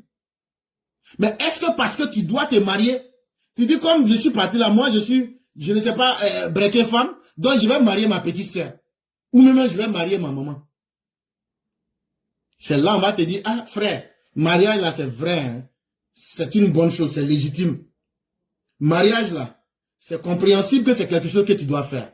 C'est à bon droit que tu dois faire. C'est admissible que tu te maries. C'est à juste titre que tu dois te marier. C'est fondé que tu te maries. C'est juste que tu te maries. C'est justifié que tu te maries. C'est motivé. Ta raison est motivée. Elle est normale, ta raison. Elle est permise, elle est raisonnable. Donc, le mot légitime, là, je vous ai donné au moins combien de synonymes? Compréhensible, à bon droit, admissible, à juste titre, fondé, juste, justifié, motivé, normal, permis, raisonnable. Mais est-ce que tout ce qui est permis est légal? Est-ce que tout ce qui est légitime est légal? Ou bien est-ce que tout ce qui est légitime est au-dessus de tout ce qui est légal? En vérité, tout ce qui est légitime est inférieur à tout ce qui est légal. C'est là donc que je vais vous prendre un autre exemple. Il est légitime de se marier. Mais si tu maries une personne mineure, cet acte-là n'est pas conforme à la légalité. Parce que ce que les lois disent, c'est qu'il faut te marier avec quelqu'un qui a atteint l'âge de la majorité. Faut pas te marier avec ta maman. Faut pas te marier avec ta petite sœur. Pourquoi? Parce que ce n'est pas légal. Légal, ça veut dire quoi? Ça veut dire, ce n'est pas conforme à la loi. Ça veut dire quoi? Ça veut dire, le fait de te marier à ta maman là, ça viole la loi. Le fait de te marier à ta petite sœur là, même si le mariage est bon là, ça viole la loi. Le fait de te marier à une personne mineure, le mariage est certes légitime, mais ça viole la loi quand tu te maries à une personne mineure. Et donc, quand vous avez bien compris ce qui est légitime et ce qui est légal, est-ce que quelqu'un qui dit, comme je fais de la politique là, et puis je suis chef de parti politique là, donc on doit violer les lois pour me faire plaisir? Voilà où nous sommes en train de devenir. Comme je suis déjà chef de parti politique là, on doit violer la loi pour moi. Parce que je suis légitimement, ce qui me permet par la loi d'être là, je suis là déjà. Donc il faut qu'on viole la loi pour moi. Et là, vous comprenez que non. La loi doit s'appliquer. Ce qui est conforme à la loi, à la légalité, ce qui ne viole pas, la loi doit s'appliquer. Et donc, expliquez-leur ça clairement. Quand vous avez fini, être désigné candidat par un parti à 99,5% n'a aucune incidence sur les conditions d'éligibilité légale, notamment la nationalité. Tidiane pensait qu'il allait tromper les Ivoiriens en disant aux gens, non, votez-moi à 99%. Là, quand on va vite faire ça, alors que le même Tidiane m'a dit qu'il attendait d'abord que Alassane Ouattara dise qu'il est candidat ou pas. Bourou, il a changé. Il dit qu'on a voté à 99,50%. Et que donc, s'il est chef d'un parti politique, ça va mettre mal à l'aise la justice pour ne pas appliquer ce qui est légal. Mais il s'est trompé. Cela n'a rien à voir avec la nationalité. Cela n'a rien à voir avec la nationalité. On vient de découvrir que quelqu'un qui a fraudé, qui a rusé sur la nationalité, s'est fait élire à 99,5%. Mais justement, ça n'a pas changé ta nationalité, ça n'a pas changé ton statut de nationalité. Ce n'est pas sur ta présence à la tête d'un parti qui est contesté. Par le verdict d'hier. C'est ta nationalité et la ruse que tu as faite qui est contestée. L'erreur commise par M. Tidiane Thiam et son entourage ne peut être imputée qu'à une volonté de pouvoir. Mais pourquoi Tidiane Thiam, soi-disant un des hommes les plus intelligents de la planète Terre, pourquoi est-il tombé dans cette erreur? Parce qu'il pensait qu'il était trop intelligent. Parce qu'il pensait que eux là, eux sont trop puissants. Et que eux là, eux peuvent se permettre de faire certaines choses que tout le monde ne peut pas. Et c'est cette erreur-là que la justice leur a mis en face. Pour dire que non, votre volonté de pouvoir, là, ça ne peut pas s'imposer aux Ivoiriens. Ce qui se passe au PDC, et depuis très longtemps on vous a dit ça, que si les gens du PDC ont accepté des choses là-bas qui ne sont pas justes, ils ont violé leur propre texte, ils ont rusé avec leur propre destin, ça ne pourra pas marcher sur l'ensemble des Ivoiriens. C'est ça qui vous rattrape aujourd'hui. Et ils vont faire des faux sondages, notre Tidiane Thiam va gagner. Bon, en 2010, là, on nous avait dit que Laurent Gbagbo gagnait au premier tour. On nous avait dit ça. Quand Soro Guim en 2009 a été, il s'est lui-même enlevé du tabouret là. Il a fait des sondages là. Il gagnait le président Ouattara dès le premier tour. Ça là. Si vous voulez, nous, on peut faire en direct. On a déjà fait ça une fois même. Il suffit d'aller dans une agence, vous télécommandez des résultats là. C'est fait sur la pièce. Ça veut dire moi-même là, je peux aller faire un sondage là. Je peux battre le président Ouattara. Aller-retour 10 fois. C'est-à-dire, moi je peux aller avec une agence, je dis bon voilà le sondage que je veux. Bon, on m'a laissé tout ça là. Aux élections ici là, vous, Ahmed Saleh puis moi on connaît, il y a gourmet de ça sur nous. Donald Trump peut-être perdant. Mais quand on allait aux élections là, qui a gagné? C'est ça qui est la réalité. Sondage là, c'est pas victoire. Sondage là, c'est pas une vérité absolue. Donc là, et puis j'ai pris le cas des États-Unis, j'ai pris le cas de la Côte d'Ivoire, et je vous ai donné 2 exemples en Côte d'Ivoire. En 2010 là, Sofres dit que Gbagbo gagnait. Soro Guim a fait sondage, lui il était avant Ouattara. C'est un acte de désespoir. Mais Tidjam Thiam pensait qu'en faisant tout ça, il s'est fait élire à 99,5%. Après, il a commandité des faux sondages. Quand on a mis tous ensemble, ça va lui donner, waouh, une popularité. Et ça va faire qu'on va avoir peur de lui pour ne pas lire le droit. Alors là, monsieur s'est trompé. Non, il faut respecter le peuple. Moi, là, je suis un enfant de pauvres. Moi, je le dis à qui veut l'entendre. Hein. Mon père, là. En tout cas, moi, je peux dire, je n'ai pas honte de le dire. Hein. Voilà, je suis plus riche que mon papa. Ça, c'est un exemple. Et c'est la vérité. Parce que chacun a son destin. Mais je ne serai jamais mieux que mon père. Mais une chose est évidente. Comme je le dis, une chose est évidente. Il faut qu'on respecte tout le monde selon la capacité que Dieu lui a donnée. Ce n'est pas parce que je me retrouve aux États-Unis, on me paie en dollars, que je vais chier sur mon papa. Son droit à être respecté là demeure éternellement. Mais lui aussi, c'est vrai, je suis son enfant. Tiens, j'ai femme, j'ai enfant. Faut pas m'humilier en public. J'ai grandi aussi. Je sais que je serai toujours ton fils. Mais j'ai grandi aussi. Pardon, faut laisser la petite place là aussi. C'est comme ça que la vie est. Ce que je veux dire là, apprenez à respecter les Ivoiriens. Nous là, nous on est enfants de pauvres. Si on était resté avec vous les gens du PDCI, PPACI là, nous on n'allait jamais rien devenir dans le pays là. Parce que vous avez dit même Alassane Ouattara, il ne va jamais devenir quelqu'un. Donc c'est pas nous les misérables on va devenir quelqu'un. Mais aujourd'hui là, grâce à Dieu là, comme c'est pas les hommes qui tracent les destins des autres là, grâce à Dieu, nous on est devenu quelqu'un.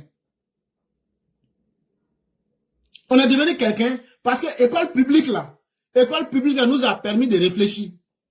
Et nous, on allait aussi dire à nos parents, quand on va au champ, on leur explique, ça là, c'est comme ça que les grands avaient l'habitude d'expliquer. Mais comme nous, on comprend leur français là, c'est plus comme ça encore. Maintenant, voilà ça. Et nos parents, ça, ils disent,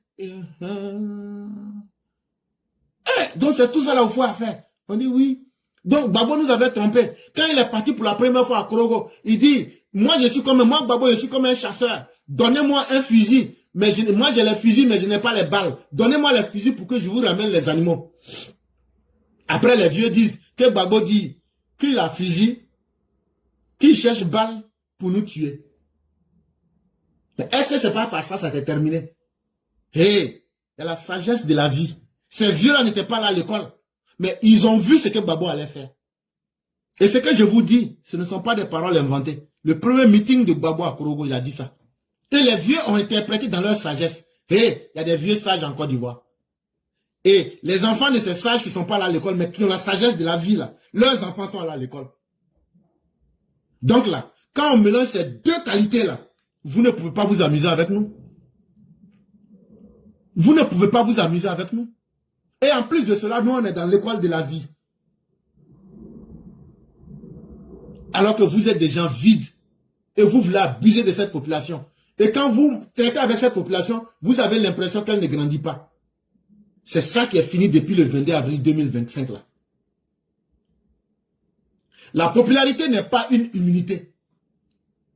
L'invocation des sondages ou d'une avance électorale ne peut servir d'argument pour contourner une inéligibilité juridique avérée. Donc, oh, tu vas aller faire sondage, oh, tu vas aller faire tout ça là-haut. Mon frère, tu n'es pas qualifié. C'est ça. Donc, aujourd'hui là, tout cet argent que tu as mis dedans là, tout est tombé à l'eau. Oh, depuis très longtemps, je t'avais dit ça. que tout cet argent, tout cet effort-là, ça va tomber à l'eau parce que tu as mal commencé. Et je vais profiter pour donner un conseil à un politicien qui s'appelle Jean-Luc Bion. Tu peux tout faire. Faut critiquer le régime Ouattara. Faut donner les défaillances. Mais faut pas insulter Ouattara. Alassane Ouattara, là. Faut pas l'insulter. Comme ce que Tidjane Thiam a fait avec le Pougon, là. Faut pas l'insulter. Frère, je ne vais pas te supporter. Mais si tu veux vraiment faire la politique, faut tout faire. Faut pas insulter Alassane Ouattara. Parce que quand tu vas insulter Alassane Ouattara, là, ah, ce qu'on a fait à Tidjane Thiam, là, tout le monde a vu. On va rentrer dans ta vie, là, et puis on va tourner les pages, là, une à une. Mais quand quelqu'un ne t'attaque pas, faut pas attaquer la personne. Faut faire politique de chez politique. Tu prends les arguments du docteur Ouattara, son travail là, tu attaques ça avec des preuves raisonnables. On est totalement d'accord avec ça. Et nous serons là pour défendre. Et le peuple va juger. Mais venez dire, je m'en fous de la souffrance d'Alassane Ouattara et de ses partisans. Mais nous qui sommes les partisans d'Alassane Ouattara, on ne va pas s'asseoir pour accepter ça. Dire que je m'en fous de ce que l'ivoirité a causé comme conséquence. Ah oui, ceux qui ont été victimes nuit et jour de l'ivoirité ne vont pas s'asseoir pour vous regarder. Parce que la politique, c'est aussi respecter les droits des autres. Gbagbo a dit s'en fout des Ivoiriens, non? C'est comme ça aussi que les enfants des Ivoiriens s'en foutent de lui. Il n'a qu'à se lever avec sa famille, il va aller marcher. On va terminer avec un quatrième argument. Et là, on va appeler ça un contre-argument spécifique à certaines affirmations. Vous avez vu que tout ce qu'ils vont développer dans ces jours-là, j'ai pris ça un à un pour développer. C'est à vous de suivre à nouveau l'émission. Et chacun doit être capable, en fonction de celui que vous avez en face, de vous souvenir et puis de prendre les arguments qu'on est en train de vous donner. Les juges nommés par le parti au pouvoir. En Côte d'Ivoire, les magistrats sont régis par le statut de la magistrature. Leur nomination n'entraîne ni dépendance politique, ni allégeance partisane, sauf preuve contraire. Ils vont aller pour dire, mais les juges sont nommés par le parti au pouvoir. Et donc, ça ne peut pas passer. Les juges sont aux ordres. Demandez-leur simplement, est-ce que il n'y a pas une école de magistrature en Côte d'Ivoire? Et montrez dans les textes du statut de la magistrature, où il est écrit que un magistrat doit vendre son service à un homme politique. Ça fait un. L'école où on forme les magistrats, là, ils n'ont qu'à te montrer, puisque c'est eux qui disent que les magistrats sont sous ordre en Côte d'Ivoire, là. Dites-leur, dans leur école, là, d'abord, ils n'ont qu'à vous montrer où c'est écrit que chaque magistrat a le droit de vendre son service à un homme politique. C'est très important. Après, maintenant, quand ils finissent, les hommes politiques, ils les nomment là, pour qu'ils soient dépendants de ces hommes politiques là, à qui ils vont faire allégeance là. Et donc, à vous montrer la note, la lettre de nomination. Comme c'est Alassane Ouattara, mais Gbagbo, mais Bédié qui nous a nommé là. La décision là, c'est en fonction de ce qu'ils ont dicté. Ils n'ont qu'à vous montrer ça. Là, quand ils vont finir de vous montrer, parce qu'il ne suffit pas de parler. Il ne suffit pas de parler, d'accuser. Mais quand on accuse sans preuve contraire, c'est simplement de la fanfaronnade. Et ces arguments, nous n'allons plus les accepter. Cela nous fait passer au sujet numéro 2. La justice n'a pas d'odeur, mais une silhouette. La justice, là, quand tu te promènes dans la journée, là, et puis tu vois toi-même ton côté, il y a un petit homme qui est derrière toi, là. C'est toi-même. On appelle ça ta silhouette. On appelle ça chez nous ton ombre. Mais est-ce que tu as une fois senti l'odeur de ta silhouette? Ton ombre là, est-ce que tu t'es une fois arrêté et puis tu as senti son odeur? Mais si toi-même tu soulèves ton nez et puis tu mets sur ton aisselle là, tu vas voir ce qu'il y a dedans là-bas. Donc la justice est comme ça. La justice là, c'est comme une silhouette. Tu peux la voir, mais elle n'a pas d'odeur, cette silhouette.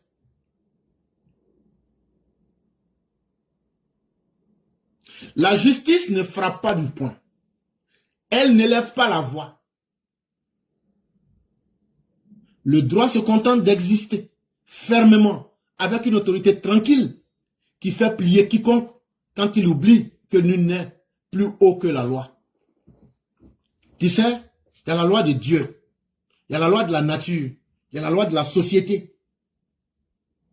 Mais ces règles-là existent de facto. Par exemple, si quelqu'un est plus fort que toi dans la nature, c'est normal qu'il puisse t'imposer ta justice.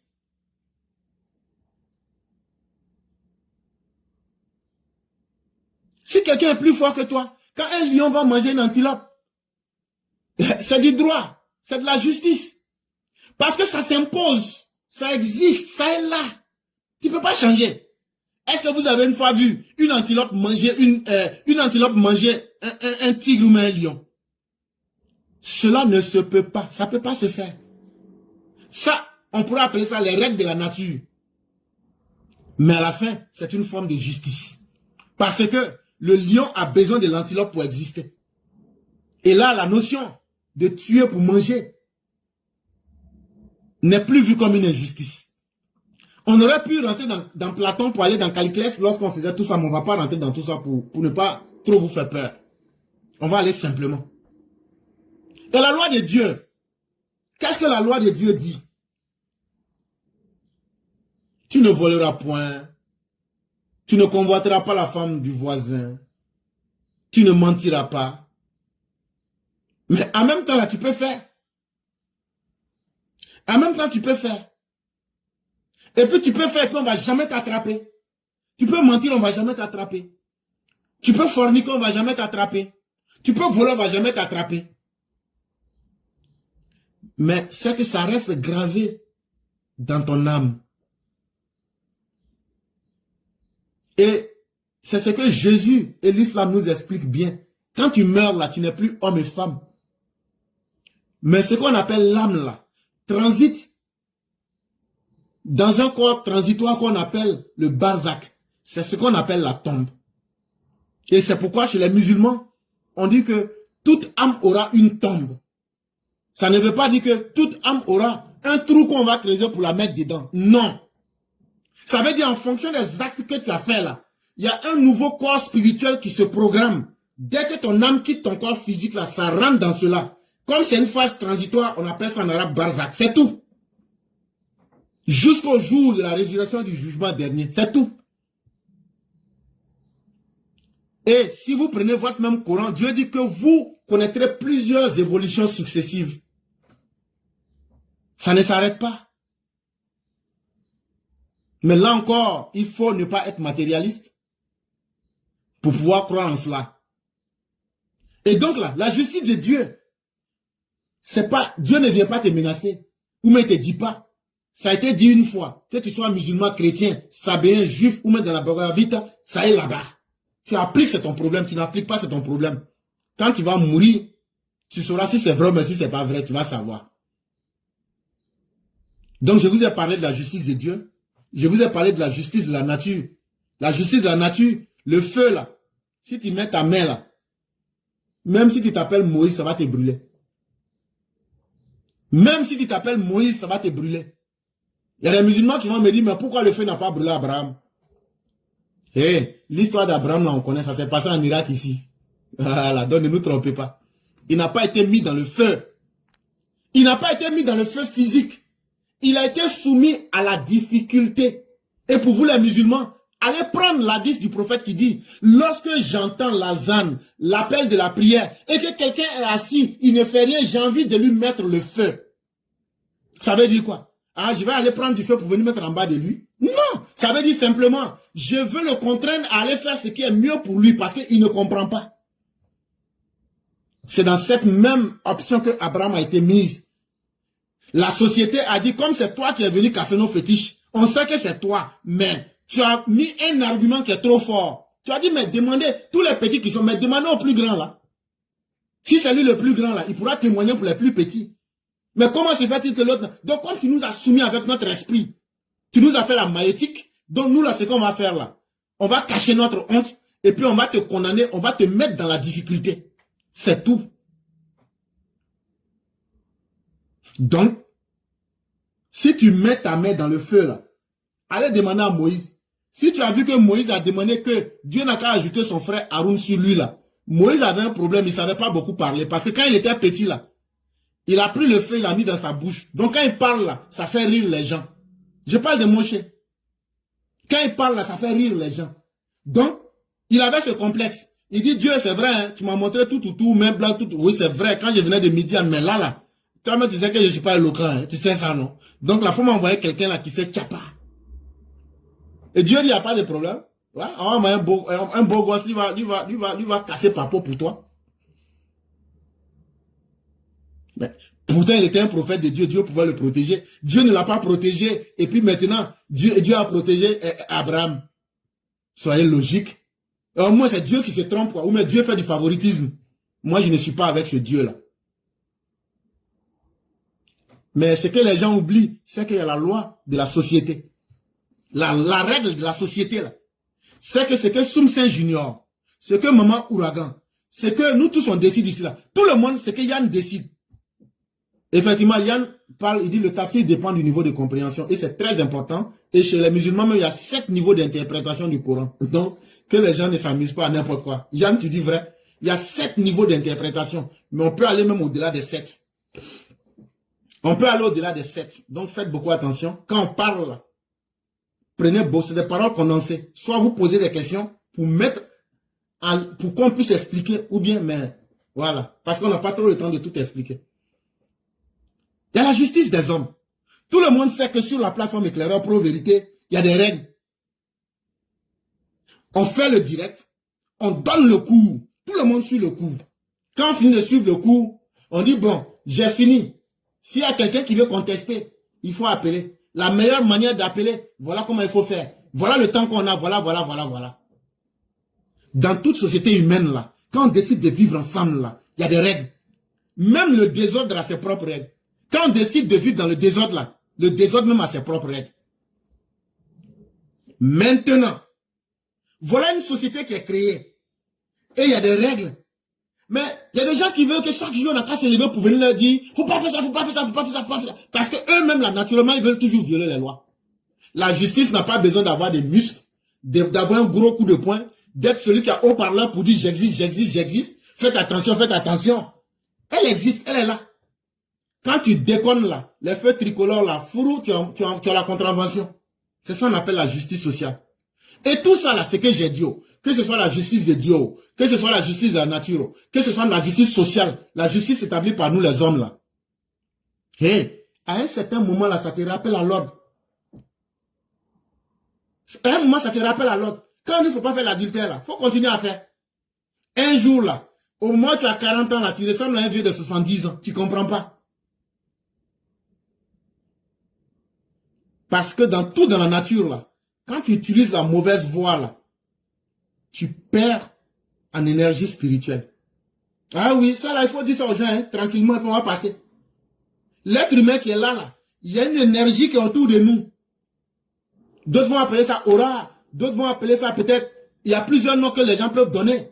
Mais une chose est évidente. Ton comportement peut te faire perdre. Assez que tu ne puisses l'imaginer. Et tu vas voir, ah, moi-même je suis là. Si voiture passe à gauche, que moi je suis à droite là. Si on dit accident, c'est moi. C'est comme si tu es un aimant qui attire le malheur.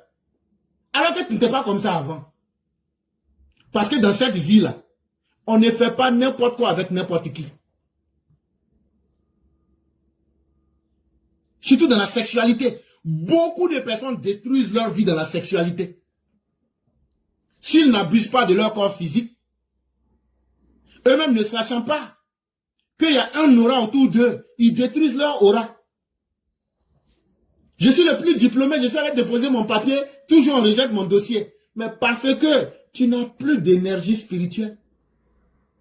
Ah, toi tu ne savais pas ça. Bon, moi je t'ai dit ça. Parce que toi tu n'as jamais voulu faire attention. Tu roules ta vie comme une voiture en sens inverse et tu t'étonnes qu'il y ait des accidents. C'est comme ça la vie. Oh pourtant, tu t'es toujours caché, tu as fait, personne n'a vu. C'est ça, la règle de Dieu. Et ça commence ici. Ton enfer, comme ton paradis, là, ça va commencer ici. Moi, je ne vole pas. Je n'ai pas insulté quelqu'un. Mais tout le monde sait que je parle mal. Ça, là, c'est vrai. Mais parler mal, là, c'est la vérité que les gens n'ont pas le courage de te dire, là. Moi, je ne tourne pas en rond, je te dis ça. Si tu veux qu'on appelle toute chose par son nom, là, c'est pas moi j'ai créé ce qui est là, et puis toi tu as honte de dire là, c'est pas moi j'ai créé. Si Dieu n'a pas eu honte de créer là, moi je vais appeler ça par son nom. C'est ça qui te plaît pas, non? Il n'y a pas de problème. Donc là, ce qui te fait honte sur toi-même, là, il faut couper, tu vas enlever. Tant que tu n'as pas ce courage-là, le jour qu'on doit appeler ça par son nom, là, on va appeler ça par son nom. Et soudain, face à lui, les titres s'effacent, les légendes s'effritent.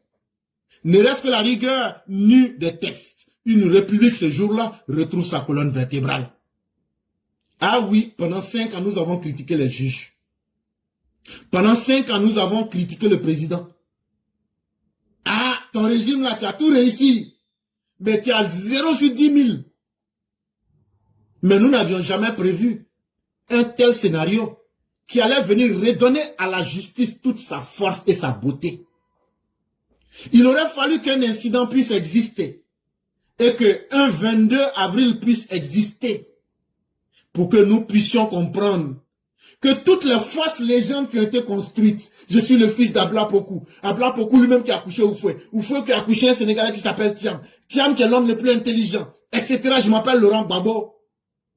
Avec le temps, la justice sans crier est en train d'effacer toutes les fausses légendes. Et ça avec quoi? Avec la rigueur des textes nus. Ça veut dire voilà les textes. Quand Koulibaly Kibia parle, il dit voilà les textes. Voilà ce que nous tous on a signé ensemble. En vérité, pour nous qui voulons un idéal de société, le 22 avril 2025, la Côte d'Ivoire a retrouvé une nouvelle colonne vertébrale. Et ça, la question que nous nous posons aujourd'hui, c'est qu'il faille continuer avec ce chemin. Ainsi, en va-t-il de la décision de la justice ivoirienne de rayer des listes électorales un certain Tidiane Thiam, disqualifié pour une formalité aussi élémentaire que le respect de son devoir civique? Si Tidiane Thiam là, il avait fait des cours de ECM, éducation morale et civique, il allait savoir que dans tout pays, il y a des règles. Et que ne pas respecter ces règles-là, ça va te conduire un jour à la honte suprême. Ce qui arrive à Tidiane Thiam, le fait de penser que la justice ivoirienne était une justice de compromission, là, ça vient de le frapper aujourd'hui. Et ça vient de le mettre en face de la honte la plus grande aujourd'hui.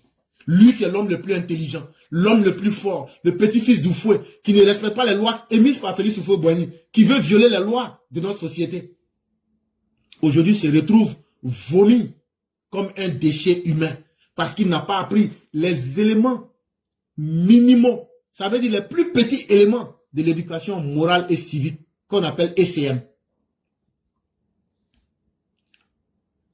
Une décision conforme au droit et non à l'arithmétique politicienne. Depuis des mois, Tidiane Thiam cherchait à rencontrer le président Ouattara pour qu'il fasse mathématiques politiques. 1 plus 1, ça fait 2. 2 plus 2, ça fait 2 plus 2, ça fait 4. 2 fois 2, ça fait 4 aussi. Et 6 fois 6. Vous voyez que les choses se compliquent. 3 fois 3, ça fait 9. Et 3 plus 3, ça fait 9. Mais pourquoi 4 fois 4 font 2 fois 2 font 4. Et puis 2 plus 2 font 4. Et puis 3 fois 3 font 9. Donc, on n'a qu'à chercher à voir, est-ce que 9 là ne peut pas devenir 6? Tout ça là, c'est calcul politicien. Puisque 2 plus 2 est égal à 4. Ça, c'est comme ça que les cerveaux vont en mathématiques, quoi. Et puis maintenant, 2 fois 2 est égal à 4. Pourquoi maintenant 3 fois 3 ne peut pas être 6, et puis 3 plus 3 ne va pas être 6 aussi. Il n'y a pas de problème. C'est ça qu'on appelle calcul politicien. Et donc, la décision qui a été rendue, vous allez tout dire, mais la radiation de M. Tidiane Thiam n'est pas un acte d'hostilité politique. Non. Expliquez, chers militants, que ce n'est pas de la vengeance politique. Mais c'est une manière de faire retourner aux sources de notre contrat social, de notre contrat républicain. C'est une manière de ramener ceux qui veulent penser que violer la loi, cela leur est permis, pour leur dire non. Quand on décide de vivre dans une société, il y a un minimum de règles qu'il faut respecter. Toi-même, Tidiane Thiam, là, si on acceptait ça, est-ce que demain, là, toi, tu peux demander aux Ivoiriens de respecter les règles? Bon, comme chez nous, les Ivoiriens, voter là, c'est un droit. Mais c'est un droit qui est conditionné il faut d'abord être inscrit sur la liste électorale. Or, pour être sur la liste électorale, il faut être ivoirien. C'est à cause de ce droit-là. Si Tidjane Thiam voulait ruser avec la réalité, on l'a attrapé, c'est à cause de ça. Sinon, ce n'est pas une vengeance politique. En Côte d'Ivoire, comme dans toute démocratie organisée, ce droit suppose un acte volontaire, une démarche administrative personnelle. Comment quelqu'un qui est intelligent, qui est de surcroît le petit-fils de Félix Houphouët-Boigny, mais lui-même ne connaît pas les règles établies par son grand-père. On va les lui rappeler. Quand il a déposé sa demande de radiation de la nationalité française, là, il devrait entreprendre aussi une démarche administrative en temps et dans la manière. Il ne devrait pas rester dans la fanfaronnade à préparer les petits mensonges en pensant que cela allait tromper les Ivoiriens et la justice. Qu'un homme qui aspire à présider la République ait omis pendant plusieurs années de se soumettre à cette exigence ne révèle pas de la simple distraction, mais d'un symptôme plus profond que celui d'un rapport distendu à la réalité locale et à l'exigence d'une participation civique. En réalité, Tidjane Thiam ne pensait pas que c'est parce qu'il s'est trompé ou mais qu'il a oublié.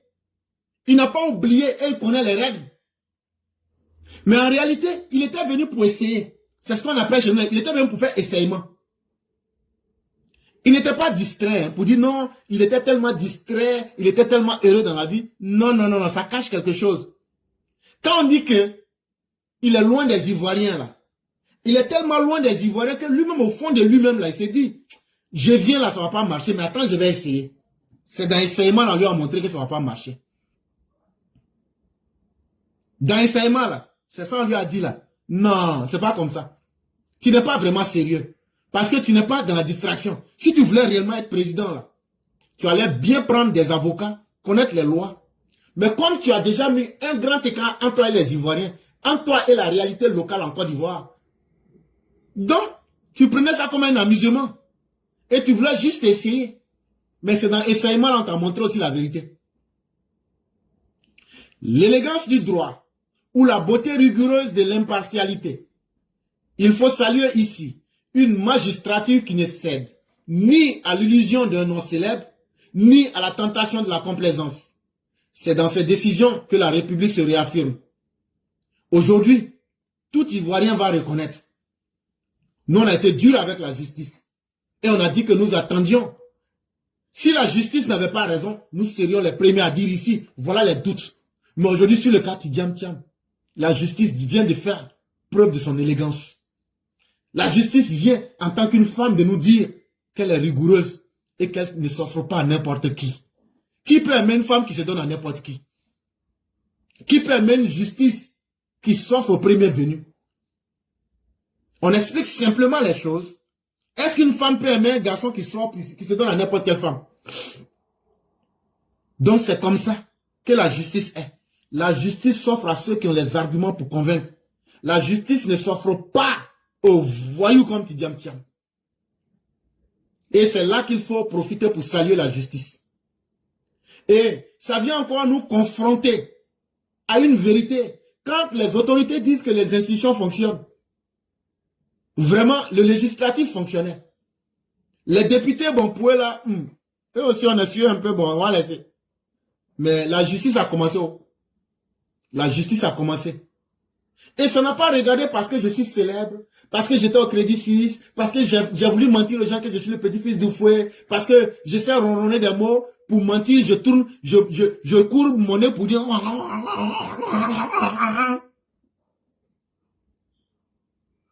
Malédiction. Ce que moi je dis là, je prononce bien, les gens entendent. C'est comme ça qu'un vrai garçon doit parler. Quand tu parles une fois là, les gens entendent, ils disent on n'a pas aimé, ou on a aimé, mais c'est qu'ils ils ont entendu. Toi, quelqu'un qui ne peut même pas parler, toi tu vas nous notre président. Mais quand l'éclaireur va se lever pour crier, tu vas fuir. Si Sorogum vient, tu vas fuir. Si Bleu Goudé galvanise, tu vas fuir. Alassane Ouattara, tu l'as vu parler. Mais il faut te lever, il faut venir. De la manière, les vieux là, c'est comme ça, les puissants. Il a dit, oh, qu'avec lui là, la République là sera respectée. Aucun imposteur ne va prospérer. La loi y apparaît comme, la loi y apparaît non comme une camisole politicienne, mais comme la garantie équitable du jeu démocratique. En appliquant les règles communes à tous, même un homme issu de la haute finance et de l'aristocratie politique, la justice a envoyé un message limpide. La République ivoirienne ne se gouverne pas par favoritisme ni par lobbying international, mais par le droit positif. À travers cette décision, nous venons de prouver à la face du monde. Tidjane Thiam que vous voyez là, ils ont fait beaucoup de sales choses en bas. Hein. Il a touché certains puissants de ce monde pour essayer d'inverser les décisions de la justice. Il n'y a pas quelqu'un aujourd'hui qui est mieux placé pour savoir que la justice ivoirienne est indépendante que Tidjane Thiam. Il a essayé le favoritisme, il a essayé la menace, il a essayé la ruse. Il est parti en France là-bas. Tous leurs relais, ils ont mis ça. TV5, France 24, tout ce que tu peux voir. Des chaînes anglaises, tout ça là. Ils ont mis tout ça avec des gens dans l'homme. Mais les Ivoiriens ont dit, les lois que nous nous sommes données là, on va appliquer ça. Parce que la géographie de la Côte d'Ivoire n'est pas la même chose que la géographie de France. Le climat en France, il neige là-bas. Chez nous, il ne neige pas. Donc là, nous, on a pris nos lois en fonction de notre climat, en fonction de notre géographie, en fonction de notre réalité. Si vous voulez là, prenez des armes nucléaires tactiques, venez bombarder la Côte d'Ivoire. On va préférer tous mourir, mais on va rester sur cette loi-là. Et c'est ça qu'on appelle le droit positif. Ça veut dire ce qui nous revient de droit. La Côte d'Ivoire, là, nous revient de droit. La Côte d'Ivoire revient aux citoyens respectueux des lois. Mais tu peux être un homme qui est issu de la haute finance, mais être un homme malhonnête. Est-ce que toi, tu n'as pas un cataclysme de méfaits qui sont alignés derrière toi? Tu peux vouloir jouer les intéressants parce que tu payes les vestes les plus chères. Mes frères, moi-même aussi, là, je n'ai pas besoin de ça. Si tu veux, là, moi-même, je peux te donner 10 complets de vestes cadeaux. C'est pas ça qui peut impressionner les Ivoiriens. Le paysan qui est au village là, lui il est fier quand il va travailler là. Son sac de cacao qu'il a vendu là, il n'y a pas un garçon au monde qui peut venir dire que ce n'est pas son droit. C'est comme ça que nous les Ivoiriens on vit. Et donc là, on s'en fout de tout le vuvuzela que tu voulais jouer. Maintenant, où sont les petits chacals au queue coupé qui étaient sur la toile? Ils ont pris ton argent, ils ont bouffé. Et maintenant, tu te retrouves au point de départ. Le PDC qui n'avait rien là, tu as vidé leurs caisses. Ce qui te reste maintenant, c'est d'apporter la guerre civile en Côte d'Ivoire. Là où Karim Wade n'a pas apporté la guerre en Côte d'Ivoire. Là où Zinsou n'a pas apporté la guerre au Bénin. Toi, il faut t'essayer dedans. Mais tu ne vas pas regretter. Tu ne vas pas regretter. Le citoyen Thiam, une négligence devenue une faute. Tidjane Thiam, en dépit de ses références académiques et professionnelles, semble avoir oublié que l'État ne se gère pas comme une salle de marché financier. Il faudrait qu'on explique à Tidjane Thiam, les gens disent qu'il est un grand banquier, mais un pays là, c'est pas une banque, où on se met en rang, et puis on dit comme je suis arrivé là, moi je veux 10 000, moi je veux 15 000. Bon, aujourd'hui il n'y a pas 10 000, hein, on va te donner 5 000, il faut revenir. Un pays ne se gère pas comme ça. Son absence prolongée, son silence électoral et sa réapparition messianique à l'orée des élections de 2025 font de lui non pas un candidat enraciné, mais un spectateur rentré tôt ou tard dans la pièce. Et pendant plusieurs temps, nous t'avons expliqué cela. Pour aller à une élection, il faut avoir une base électorale. Il faut avoir un crédit politique. Il faut avoir, j'ai déjà expliqué tous ces termes-là, il faut avoir une base sociologique. Il faut avoir l'argument qu'il faut, c'est-à-dire un programme de campagne. Toi, tu n'as aucun de tout ça. Et c'est à la dernière minute, tu viens et tu veux jouer les fanfarons, jouer les intéressants. Je suis mieux que tout le monde pour violer les lois et puis te retrouver là. Donc, comme si nos mamans n'ont pas accouché d'enfants, comme si en Côte d'Ivoire, là, toi, ta maman, elle t'a mieux accouché que tout le monde. Frère, tu seras spectateur. Tu seras spectateur. Tu seras spectateur. Parce que tu es venu trop tard et tu n'as pas entrepris les voies qu'il fallait. En se plaçant au-dessus des obligations élémentaires de tout électeur, il s'est lui-même disqualifié. Non par complot, mais par oubli dont il est le seul comptable. Si Tidjane Thiam avait pris le temps de dire Je viens devant les Ivoiriens. Je vais respecter toutes les règles. Et non dire mon CV aux gens. Ton CV là, ça ne peut pas être plus grand que les lois de la Côte d'Ivoire. C'est ça qui t'a rattrapé. Tu as pensé que le mensonge là, ça allait passer. Parce que les Ivoiriens sont des incultes, sont des gnaques, comme vous le dites. Mais on vient de te prouver que tu t'es grandement trompé. Ton CV là, ou bien ton diplôme là, n'est pas plus grand que les règles qui sont en Côte d'Ivoire. Il serait tentant pour certains de crier à la manœuvre ou à l'exclusion politique. Mais n'est-ce pas là une façon assez commode de camoufler une incompétence administrative par une indignation factice?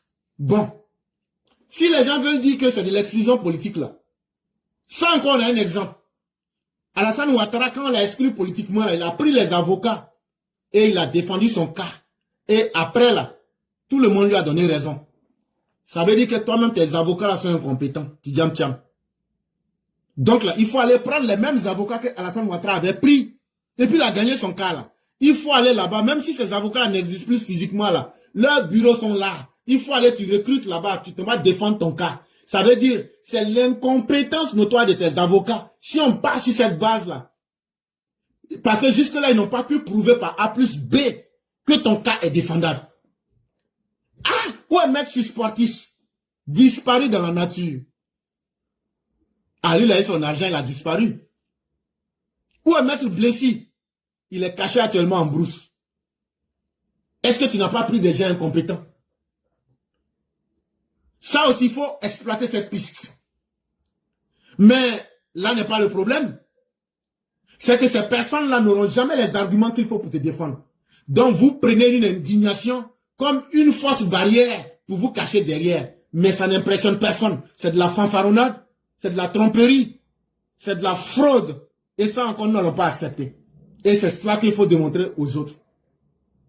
À ce rythme, il faudrait bientôt accepter que les diplômes de Polytechnique remplacent les extraits de naissance et que les expériences à crédit suisse dispensent de la preuve de résidence. Mais Tidiane Thiam, allons dans ton sens. Mais pourquoi ne pas prendre les diplômes de Polytechnique pour remplacer nos extraits de naissance? Faut aller essayer ça au Sénégal. Faut aller essayer ça au Sénégal. Ça veut dire, quand tu vas à Polytechnique là, tu es mieux que quelqu'un qui a un extrait de naissance là. Bon, pourquoi on ne donne pas des diplômes de Polytechnique à tout le monde et puis on dit, bon, vous n'aurez plus d'extrait de naissance?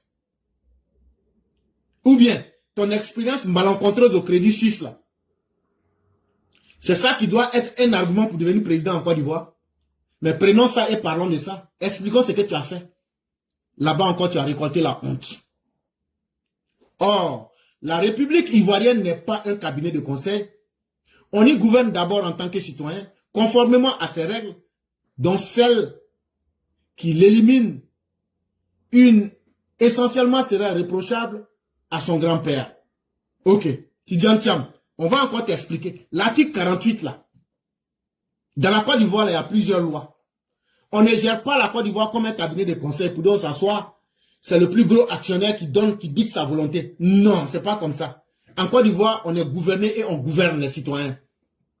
Et ton grand-père là, c'est lui qui a écrit l'article 48. S'il y a quelqu'un aujourd'hui avec qui tu dois te battre, s'il y a quelqu'un que tu devrais maudire là, c'est Félix Houphouët-Boigny. Je vous ai déjà expliqué comment l'article 48 est né. C'est l'article 48 qui a disqualifié le soi-disant petit-fils de Félix Houphouët-Boigny. Donc aujourd'hui là, c'est ton grand-père qu'il faut maudire. C'est Félix Houphouët-Boigny qu'il faut maudire. Cher élève de la classe, si vous avez remarqué le cours d'aujourd'hui, je vous donne beaucoup d'arguments. Si un tiamis ou quelqu'un vous fatigue là, dites l'article 48 là qui a appris. C'est Félix Houphouët-Boigny. Donc dites à Tidiane Thiam de maudire son grand-père. C'est fini. Donc il y a beaucoup d'arguments qu'on est en train de vous donner. Après, recevez ces cours-là. Et en fonction de vos niveaux, reprenez des éléments de langage. C'est très important. La légalité comme rempart contre les prophètes de circonstances. En définitive, la décision du tribunal n'est pas une sentence d'exclusion, mais un rappel.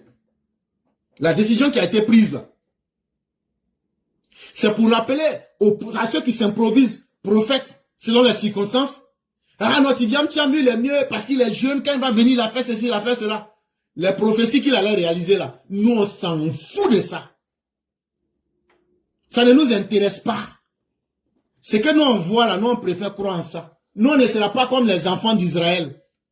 Il y a Dieu nous l'a fait, hein. Dieu là, il faut voir des... C'est comme ça là. Tu nous as dit, toi Moïse, là, tu nous as pris pour nous enlever là-bas. C'est vrai qu'on était esclaves, mais au moins on mangeait 3 fois par jour et qu'on était tranquille là-bas. Maintenant tu nous as mis dans le désert ici, on ne sait pas comment on va faire. Ah, il faut dire à ton Dieu là. Il faut dire à ton Dieu là. C'est ton Dieu là. Il n'a qu'à nous donner à manger. Il n'a qu'à nous donner à manger. Il n'a pas dit les dieux. Il faut, il n'a qu'à nous donner à manger. Et Dieu a fait descendre la nourriture. Quelle nourriture? C'est pas la nourriture qui a quitté au ciel pour descendre, c'est faux. Dieu, avec l'humidité dans le désert, a permis que des champignons et des plantes comestibles puissent pousser. Et il se nourrissait avec ces plantes-là. Après un moment, ils disent non, on ne veut plus manger ça encore. Ah, c'est que Dieu avait favorisé. Dans le désert, là, tu vois, tu peux te promener comme ça n'importe où pour voir des choses pousser. Comme vous n'êtes pas reconnaissant, maintenant, là, allez chercher ce que vous allez manger vous-même. Comme c'est shawarma avec un beefsteak et puis, comment on appelle déjà là, pieuvre, tout que vous voulez manger là. Allez chercher ça, vous allez manger. C'est dans ça maintenant, ils ont eu problème maintenant. Sinon, il n'y a aucune nourriture qui est descendue, des plats qui sont descendus. Non. Ça veut dire Dieu a favorisé par sa grâce que le sol soit favorable. Il y a des champignons et des éléments comestibles qui ont poussé, c'est tout. Sinon, dans la sourate Hadid, la sourate le fer là, Dieu dit que le fer aussi descend du ciel. Mais tu as une fois vu le fer en train de descendre du ciel pour aller dans la terre? Tu as une fois vu, il y a une sourate même, la sourate Hadid. Et Dieu dit dans cette sourate là, que le fer là, que ça quitte en chose. Mais est-ce que vous ne connaissez pas le phénomène de la rouille? Ça se passe comment? Ah, là vous comprenez beaucoup de choses. C'est comme ça. Et donc, Tiam, tu voulais être un prophète de malheur. Mais tes prophéties de circonstances là, il faut aller essayer ça au Sénégal d'abord. Quand ça va marcher là-bas, là, comme de la manière, Alassane Ouattara est venu essayer pour lui dans son pays là, on va croire en toi. Il y a 54 pays en Afrique.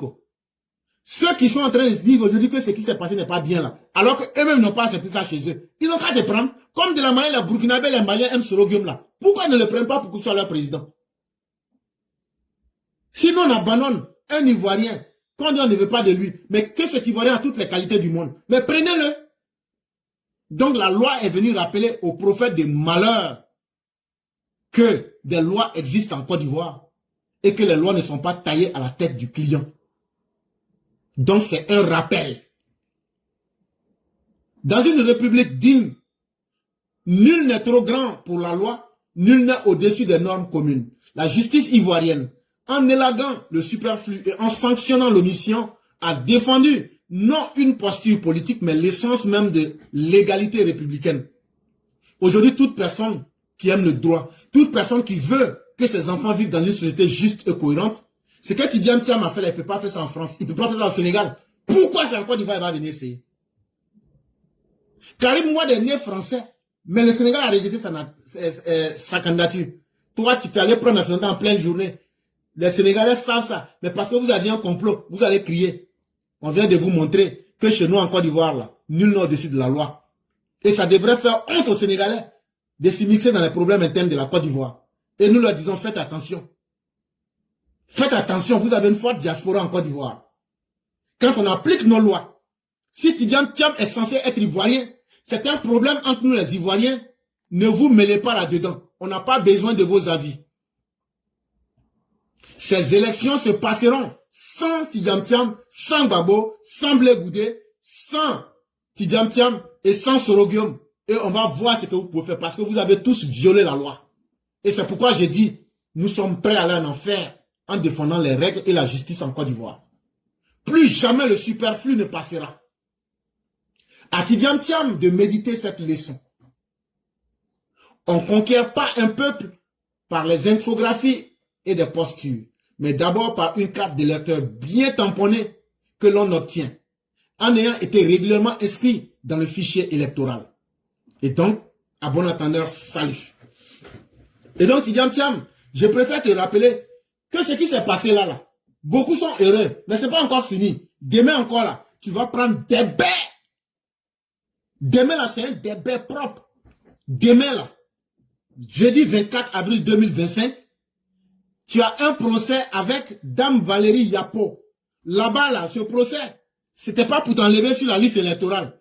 Pour t'enlever sur la liste électorale, là, c'est ce qui a été fait. Ça, c'est fini.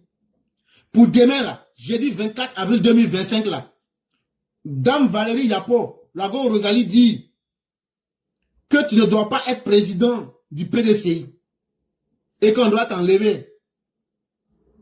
Et donc, demain, là, tu vas encore perdre ta qualité de président du PDCI. Et c'est là que tu vas lire l'heure. Et tu vas comprendre. Maintenant, le passeport diplomatique avec lequel tu voyages là. Si j'avais eu le numéro là, j'allais dire. Mais je n'ai pas eu le numéro. Mais je vais chercher. Quand je vais avoir, je vais balancer ça. Comme de la manière j'ai balancé pour les autres avant-hier là. Dans le document là. PD, ça veut dire passeport diplomatique. Dès que j'ai ça, je vais balancer. Oui. Le passeport diplomatique que tu as là, tu peux aller revenir. Mais une fois que tu reviens, même Sorogum se promène avec un passeport diplomatique malien depuis 2022. Donc là, même il y a un bouffon qui est quitté en France, il a un passeport diplomatique burkinabé. Ça, c'est un passeport de service. Donc là, on peut éliminer ça. Tu vas devenir un simple citoyen. Comme tu es en train de chercher titre de séjour en France là-bas, il faut chercher. Le jour que tu auras ça, il faut revenir. Nous, on est là. La Côte d'Ivoire n'a pas poussé pied pour qu'on se demande. Mais au Tidiam Thiam même là, c'est qui même? Tidiam Thiam là. C'est ça le troisième sujet. Quand on parle du père, il faut parler du fils. Le comportement malsain de Tidiam Thiam là, c'est parce que son papa même là, Amadou Thiam, était un bandit, un ingrat, patenté, qui a voulu faire coup d'état contre Félix Houphouët-Boigny. Ça là, si on ne vous parle pas de ça, vous n'allez pas comprendre beaucoup de choses de Tidiam Thiam. Si vous avez remarqué, Tidiam Thiam, dans tout ce qui est banditisme international, il est dedans. Et il ne recule devant rien. Il se comporte comme un chacal. Il se comporte comme un grigou. Il se comporte comme un diablotin. Parce que c'est le diable qui accouche ses enfants qu'on appelle les diablotins. Eux là, tout ce qui est mauvais là, c'est dans ça ils sont à l'aise.